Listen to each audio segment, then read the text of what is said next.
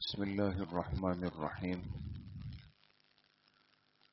روزے کی تکمیل افطار پر ہوتی ہے، اور افطاری کرنا، افطار کا جو عمل ہے، یہ حقیقت میں اللہ پاک کی طرف سے ہی ایک اکرام ہے۔ اس لیے حدیث پاک میں آتا ہے، جناب نبی کریم صلی اللہ علیہ وسلم نے فرمایا کہ روزہ دار کے لیے دو خوشیاں ہیں، للصائم فرحتان، فرحت عند فطره وفرحت عند لقاء ربه۔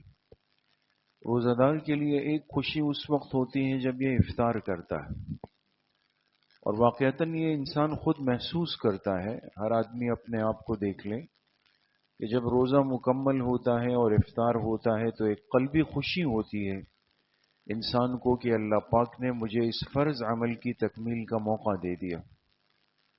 تو یہ تو اللہ پاک کی طرف سے ایک اکرام ہے، ایک مہمان نوازی ہے۔ تو افطار میں انسان اپنی وسعت سے اہتمام کرے، خوب تیاری کرے، دسترخوان کو سجائے۔ البتہ یہ ضروری ہے کہ افطار کے عمل میں تعجیل ہو۔ تعجیل کہتے ہیں جلدی کرنے کو۔ جیسے ہی افطار کا وقت داخل ہو جائے، یہ سوچنا یا یہ کہنا کہ احتیاطاً میں 1-2 منٹ اور صبر کر لیتا ہوں۔ احتیاط کے نام سے افطار میں تاخیر کرنے سے روزے میں کراہیت پیدا ہوتی ہے۔ ہمیں اپنے مزاج کے ساتھ نہیں چلنا، شریعت کے تابع ہو کر چلنا۔ اس لیے حدیث پاک میں پسند کیا گیا، اور آپ علیہ الصلوۃ والسلام نے فرمایا کہ میری امت خیر پر رہے گی جب تک وہ افطار کے عمل میں تعجیل کرے گی، جلدی کرے گی۔ تو اس لیے جیسے ہی وقت داخل ہو اور ہماری قریبی مسجد سے اذان کی آواز آ جائے تو انسان بلا تکلف مسنون دعا پڑھ کے افطاری کے عمل کو شروع کر دے۔ اس میں مزید تاخیر کرنا ناپسندیدہ۔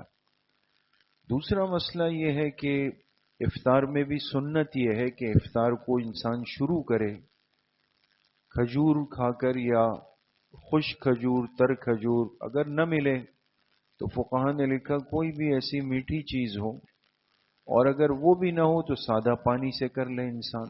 لیکن آج کل وسعت ہوتی ہے، ہر دسترخوان پہ کھجور دستیاب ہے، تو اس سنت کا بھی انسان خوب اہتمام کرے۔ اسی طریقے سے ایک تیسری اہم بات یہ کہ افطار کا وقت دعا کی قبولیت کا انتہائی وقت ہے۔ اس وقت کو ضائع نہیں کرنا چاہیے، بلکہ انسان وقت سے پہلے جا کے بیٹھ جائے اور خوب یکسو ہو کر اللہ پاک کی طرف متوجہ ہو کر اللہ سے خوب دعاؤں کا اہتمام کرے اور اللہ سے خوب مانگ لے۔ اور اس کے ساتھ ساتھ اللہ نے جس کو وسعت دی ہو، سہولت دی ہو، مال و اسباب دیے ہو، یہ کوشش کرے کہ اپنے ساتھ افطاری میں کسی کو شریک بھی کرے۔ کم سے کم ایک بندہ روز ہمارے ساتھ ہماری افطاری میں یا ہمارے مال سے ہم کسی کو افطار کرنے والے بنے۔ بہت بڑی فضیلت ہے حدیث پاک میں۔ آپ علیہ الصلوۃ والسلام نے فرمایا جس نے کسی روزہ دار کو افطار کروایا تو اللہ پاک اس کے تمام صغیرہ گناہ معاف کرتے ہیں، جہنم سے خلاصی لکھ دیتے ہیں، اور جتنا اجر اس روزہ رکھنے والے کا تھا اس روزہ کروانے والے کو اسی کے بقدر اجر مل جاتا۔ 3 انعامات۔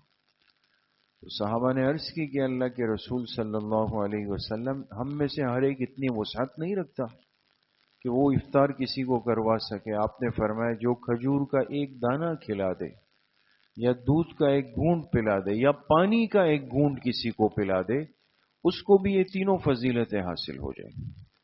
اور پھر آگے آپ علیہ الصلوۃ والسلام نے فرمایا اور اگر میرے کسی امتی نے کسی کو پیٹ بھر کے افطار کروایا، پورا افطار پیٹ بھر کے کروایا، تو قیامت کے دن جب یہ جائے گا تو اللہ پاک اس کو حوض کوثر سے ایسا پانی پلائیں گے کہ اس کے جنت میں داخل ہونے تک اس کو پیاس کا احساس نہیں ہو۔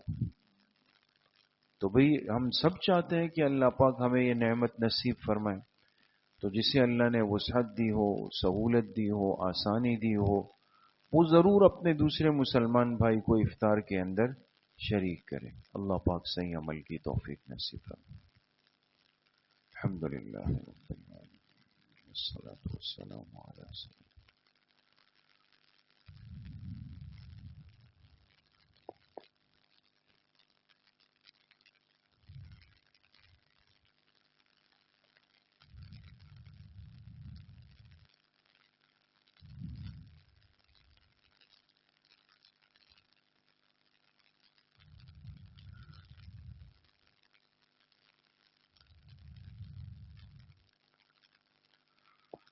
وصلى الله وسلم على نبينا محمد وآله وأصحابه أجمعين.